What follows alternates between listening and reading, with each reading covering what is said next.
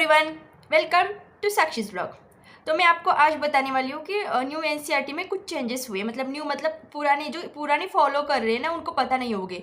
मतलब कुछ लोग ड्रॉपर हो सकते हैं, कुछ लोगों ने 11th में ही 2 एनसीईआरटी लिए होते हैं। तो उनके लिए मैं बताने वाली हूँ कि क्या क्या चेंजेस हुए जो आपको अपनी पुरानी एनसीईआरटी में ऐड करने हैं। मतलब चेंजेस कुछ नहीं हुए, मतलब यहाँ के चैप्टर का टॉपिक उठा के इस चैप्टर में डाला है, कुछ ऐसे चेंजेस हुए। और एक चेंजेस ऐसा है जो कि पुराने एडिटेशन में चेंज हुआ था, पर पिछले साल ही वो चेंज हुआ था। मतलब आपके पास थर्ड या सेकंड कोई ड्रॉपर होगा तो उसका पुराने से मतलब पिछले साल का एडिशन होगा ना। तो इसलिए मैं सारे चेंजेस बताने वाली हूँ कि क्या क्या मतलब आखिर क्या क्या चेंज हुआ है एनसीईआरटी में। बायो के 4 चेंजेस है और यहाँ मैंने अपनी नोटबुक में लिखे है वो चेंजेस। फर्स्ट चेंज क्या है, स्ट्रेटजी इन फूड एनहेंसमेंट जो चैप्टर हुआ था ना, वो आपका पूरा डिलीट हुआ ऐसे बोला था। बट उनमें से 2 टॉपिक उठा के आपके बायोटेक्नोलॉजी एंड इट्स एप्लीकेशन वाला जो चैप्टर है ना, उसमें ऐड किए। कौन सी टॉपिक, तो यहाँ पे मैंने लिखा है tissue culture and somatic hybridization. ये टॉपिक है ना आपके बायोटेक्नोलॉजी एंड इट्स एप्लीकेशन में ऐड किया है न्यू एनसीईआरटी में। अब जो पुरानी एनसीईआरटी फॉलो कर रहे हैं वो क्या करें, strategy enhancement food production chapter में जाए और वो टॉपिक पढ़े, tissues culture and somatic hybridization. मतलब वहाँ से भी क्वेश्चन आ सकते हैं, मतलब वो सिलेबस में है ना तो आ ही सकते हैं। तो आपको वहाँ से पढ़ना है। मतलब वो चैप्टर डिलीट हुआ है पर वो दो टॉपिक आपको जरूर से याद से पढ़ना है। आप क्या करो, ये चेंजेस आपको ध्यान में नहीं रहते ना, आपके टेबल के सामने एक स्टिकी नोट या एक नोटबुक में लिख कर ले लो कि ये चेंजेस आपके एनसीईआरटी में करने हैं।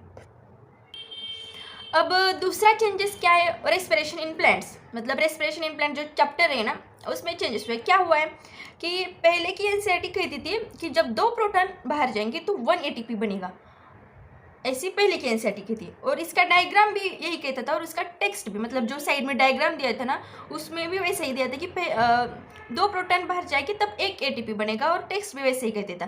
पर अब क्या किया है कि जब 4 प्रोटॉन जाएंगे तो 1 एटीपी बनेगा न्यू एनसीईआरटी एडिशन में, ऐसे लिए। तो यहाँ से लेके कंट्रोवर्सी उठ सकती है। अगर यहाँ से कोई क्वेश्चन आए तो आप अपने सर से, टीचर से एकदम कंफर्म कर लो कि कौन सा पढ़ना है, क्या इसका एग्जैक्ट आंसर होगा। आपके बायो के टीचर से ज़रूर से पूछ लेना। मतलब अपने टीचर से पूछोगे तो तसल्ली होगी ना, इसलिए मैं बोल रही हूँ सर से पूछिए, ऑनलाइन चेक करो। ऑनलाइन से अच्छा आपके जो खुद मेंटर टीचर है ना, उनसे पूछो। अभी मैंने बताया ना 4 प्रोटॉन एंड 1 एटीपी, वो मतलब थ्योरी में चेंज हुआ है, डायग्राम में वैसा की वैसे है न्यू एनसीईआरटी में। तो सर से जरूर से याद से प्लीज पूछ लेना प्लीज। आप ऐसे हड़बड़ाना मत जाना कि इतने चेंजेस हुए, वो चेंजेस हुए, क्या करना है क्या नहीं। मतलब ज़्यादा चेंजेस नहीं हुए, जो 4-5 चेंजेस है ना मैं बताने वाली हूँ। आपको सिर्फ एक काम करना है कि आपके सामने स्टिकी नोट्स चिपका लो और इतने चेंजेस हुए ध्यान में रखना, क्योंकि आपके ध्यान में रहता नहीं है ना, मतलब क्या क्या चेंजेस बोले थे, इसलिए बोल रही हूँ। बाकी सब आपको जो सिलेबस तो पता है, फ्रॉग पढ़ना है हमें, कॉकरोच पढ़ना है, पी ब्लॉक पढ़ना है, एंड फैमिलीज चेंज हुए, आपको पता ही होगा फैमिलीज चेंज हुए, मतलब ऐड किए फैमिलीज, कुछ नए ऐड किए, वो भी आपको पढ़ना है ज़रूर से। अब आते हैं हम नेक्स्ट चेंज की ओर, एक्सरेशन चैप्टर में। New NCERT 209 and old NCERT 294। मतलब क्या कहा है उसमें, पीसीटी में सिक्रेशन किसकी वजह से होता है, तो एच एंड अमोनियम आयन। और ओल्ड एनसीईआरटी में क्या दिया था, H and ammonium ion and potassium ion. मतलब ओल्ड एनसीईआरटी में पोटेशियम आयन भी ऐड था, बट न्यू एनसीईआरटी में पोटेशियम रिमूव कर दिया है। मतलब only H ion and ammonium ion ये ऐड किया है। मतलब ऐड मतलब पोटेशियम रिमूव किया है, only H ion and ammonium ion है, पोटेशियम को रिमूव कर दिया। ये आपको ध्यान से याद में रखना है। एंड नेक्स्ट चेंज है बायोलॉजिकल क्लासिफिकेशन। मतलब जो पिछले साल की एनसीईआरटी फॉलो करें उनके लिए चेंज, जो पिछले साल से फॉलो करें उनके लिए कोई चेंज नहीं होगा।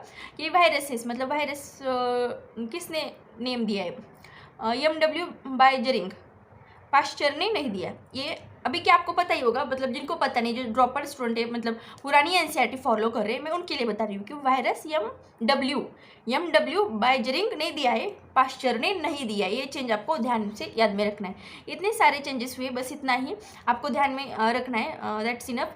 एंड आपको पढ़ाई करनी है, PYQ सॉल्व करनी है, ज़्यादा से ज़्यादा एनसीईआरटी रीडिंग करनी है बायो के लिए। बायो मतलब बायो का आपको पता ही है ना, क्वेश्चन 2022 में कैसे आए थे, असर्शन रीजन, अचानक, statement wise, match the following, मतलब कुछ भी आ सकता है बायो के लिए भी। मतलब ईजी है पर आपको पढ़ना चाहिए, बायो सीरियसली ईजी, पर टाइम देना पड़ता है। तो आप अच्छे तरीके से पढ़ाई करना, आपको जो जो चैप्टर हार्ड लगता है, इसकी कंसेप्ट क्लियर नहीं हुए तो ऐसे घबराना मत जाना, फटाक से वन शॉट ले लो, उसके कंसेप्ट क्लियर करने की पूरी कोशिश करना। And the next one is आप एनसीईआरटी फॉलो करना। आपको एनसीईआरटी से कुछ डिफिकल्ट लगता है ना तो आप फटाक से अपने सर से डाउट पूछ लेना, नहीं तो क्या करना, आपके नोट्स हो गए, नोट्स प्रेफर करना, आपके खुद के नोट्स, दूसरों के नोट्स नहीं है। और जल्दी से जल्दी जो पोर्शन आपको लगता है कि मेरा ये कच्चा पोर्शन है वो जल्दी से जल्दी कवर करने की कोशिश करना। अभी टाइम नहीं है क्योंकि 12 के स्टूडेंट के अभी बोर्ड देना बाकी है। एंड रिपीटर के स्टूडेंट के लिए मतलब है 2-3 महीने बोल सकते हैं, पर उनके ऊपर भी बोझ होगा, सिलेबस ख़त्म नहीं होगा, मतलब उनका सिलेबस अभी तक ख़त्म नहीं हुआ होगा। रिपीटर के लिए मैं बोल रही हूँ, तो आप भी क्या करो, बायो को ऐसे ढीले में मत लेना, उनकी भी मतलब आप तो करते ही हो ना, पर कोशिश करो कि जिस भी टाइप का क्वेश्चन आए वो मुझसे बन सके, मतलब statement wise assertion reason and मतलब ये स्टेटमेंट करेक्ट है या इनकरेक्ट, और उन क्वेश्चन में ध्यान रखना कि करेक्ट पूछा या इनकरेक्ट पूछा है, ट्रू पूछा या फॉल्स पूछा है, मतलब मैच द फॉलोइंग, इन सारे क्वेश्चन को आपको ध्यान में देना है। एंड आपको पता ही होगा इन्वायरमेंट इशू, मतलब 2-3 चैप्टर, मतलब 32 चैप्टर अभी बचे हमारे पास बायो के लिए, उनको ध्यान से करना है, जो जो पोर्शन ऐड करना है उनको भी ध्यान से करना है, फ्रॉक भी ध्यान से करना है आपको, कॉकरोच सब कुछ आपके टीचर ने तो बताई होगा ना क्या क्या ऐड हुआ है, क्या क्या डिलीट हुआ है, तो आपको ध्यान से सब कुछ पढ़ना है। आपके पास अभी बहुत समय में देखा जाए तो समय बहुत है, और आपको करना ही नहीं तो कुछ भी समय नहीं। आप सोचो, आपको करना है ना शिद्दत से, पूरी शिद्दत से नीट की तैयारी करनी, 2024 का पेपर अच्छी तरीके से देकर आना है, घर वालों का खुद का सपना पूरा करना है, तो आपके पास समय बहुत है, आपको बस यूटिलाइज करना आना चाहिए, ना कि ओनली मोबाइल देख के, लैपटॉप चल के, मूवी देख के मतलब डिप्रेशन में जाके बस करना है, हो नहीं रहा हमसे, समय कम है, ऐसा बोल के कुछ होने वाला नहीं। बस आपको पूरे मतलब वे पता है, आपको क्राइटेरिया पता है, सब सिलेबस मालूम है, कैसे करना मालूम है, बस इम्प्लीमेंट करना बाकी है आपको। तो प्लीज़ आई एम श्योर आपसे होगा, सबसे होगा, जो जो वीडियो देख रहे हैं उन सबसे नीट क्लियर हो सकती है।